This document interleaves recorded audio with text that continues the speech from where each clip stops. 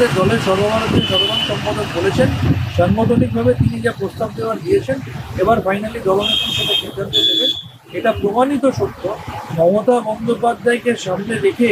অভিষেক বন্দ্যোপাধ্যায়ের মজবুত সাংগঠনিক ভিত্তির উপর দাঁড়িয়েই কিন্তু প্রত্যেকটা নির্বাচনে বাংলার মানুষ আরও বেশি করে তৃণমূল কংগ্রেসকে সমর্থন করছে এবং আগামী দিনেও ঠিক একইভাবে 2026 সালে 250 আসনে জেতা তৃণমূল কংগ্রেসের জন্য শুধু সময়ের অপেক্ষা। একদিকে মমতা বন্দ্যোপাধ্যায়ের সরকারি যে প্রকল্প, সরকারি যে প্রচেষ্টা, তার সাথে এই ধরনের কাজ আরও যত বেশি করে হবে, বিভিন্ন জনপ্রতিনিধিরা করবেন, বিভিন্ন ক্লাব সংগঠন অর্গানাইজেশন করবেন, তাহলে আগামী দিনে বাংলার স্বাস্থ্য পরিষেবা এমনিতেই মমতা বন্দ্যোপাধ্যায়ের হাত ধরে একটা উচ্চ জায়গায় পৌঁছে গেছে।